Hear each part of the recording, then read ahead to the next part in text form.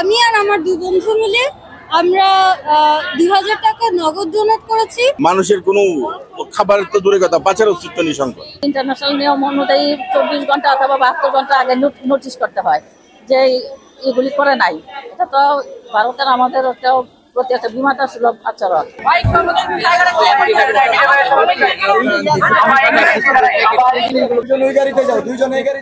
এসে ভালো লাগতেছে, তবে আরো মানুষের আসা উচিত। আমাদের দেশে অনেক কোটিপতি আছে, লাখপতি আছে, হাজারের উপরে উপরে। সবাই অল্প অল্প করে দিলেই এই যে এখন যে মানুষের দুরবস্থা, সেই দুরবস্থা থাকে না। ফেনী, নোয়াখালী, হাবিজাবি অনেক জায়গায় যে পানিতে ভেসে রয়েছে, মানুষের কোনো খাবারের তো দূরে কথা, বাঁচার অস্তিত্ব নেই সংকট। তাদের কাপড় চোপড় নাই, টিভিতে দেখা যাচ্ছে তাদের দুধের বাচ্চাদের দুধ নাই, ছোট ছোট শিশু কান্নাপেরা করছে। সেইটা দেখে বিবেকের তাড়নায় আমার পক্ষে যতটুকু সম্ভব আমি পার্টিসিপেট করলাম। সমাজের সমস্ত বিত্তবানদের আগে আসা উচিত। আমি দেখলাম যে আপনি অনেক বড় অ্যামাউন্ট না বলি, অনেক হ্যান্ডসাম একটা অ্যামাউন্ট দিলেন। তো সমাজে যারা বিত্তবান আছে আপনার থেকেও বেশি প্রভাবশালী, অনেক বড়, তাদের আসা উচিত, তাদের আরো আগে আসা উচিত। এবং তারা নিজেরা না আসতে পারে, তাদের প্রতিনিধি পাঠাক, তাদের কর্মচারী দিয়ে পাঠাক।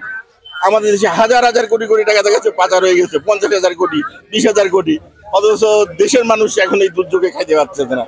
তাদের থেকে ওরা একটা সামান্য একটু দিলেও কিন্তু মিলে যায়। এইটা 3-4 দিনে কভার সম্ভব। পৃথিবীতে সব জায়গায় হয় যখন দুর্যোগ দেখা যায়, পৃথিবীর সব সঙ্গে আমেরিকা, ব্রিটেন সবাই সাহায্যে আগে আসে, বড় সাহায্যে আগে আসে। তো আমাদেরও সবাই আগে আসা উচিত। যখন থেকে খবরগুলি দেখতেছি তখন থেকে আমি মেন্টালি খুব ফিল করতেছি। তারপরে রাত থেকে যখন দেখলাম যে স্টুডেন্টরা এই কাজে এগিয়ে আসছে, সকালে নিউজে দেখলাম যে ওরা চলে আসছে এই ইয়াতে বন্যার্তদের হেল্প করতে, আমি মেন্টালি খুবই ফিল করতেছিলাম যে কিভাবে সাহায্য করতে পারি। আমাদের একার পক্ষে তো আর ওখানে গিয়ে করা সম্ভব না। তো ছাত্রদের এই উদ্যোগকে অনেক স্বাগতম, মেনি থ্যাঙ্কস ওদের জন্য। আমরা এইভাবেই হয়তো আমাদের বিপদ থেকে, প্রাকৃতিক বিপদ থেকে উদ্ধার হইতে পারবো। এবং ওদের যে আমাদের যে বার্তা খুলে দেওয়া হয়েছে, এটা তো ওদের ইন্টারন্যাশনাল নিয়ম অনুযায়ী 24 ঘন্টা অথবা 72 ঘন্টা আগে নোটিশ করতে হয় যে এগুলি করে নাই। এটা তো ভারতের আমাদের প্রতি একটা বিমাতা সুলভ আচরণ। যার যেরকম সামর্থ্য আছে সেইভাবে আগে আসলে অবশ্যই আমাদের এই প্রবলেমগুলি সলভ হবে।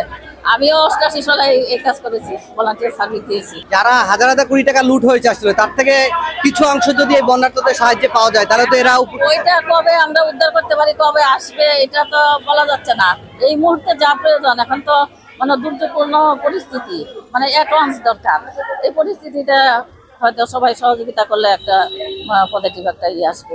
একজন পোস্ট করেছিলেন, সেই মাধ্যমে আর কি আমি আর আমার দুই বন্ধু মিলে আমরা 2000 টাকা নগদ ডোনেট করেছি।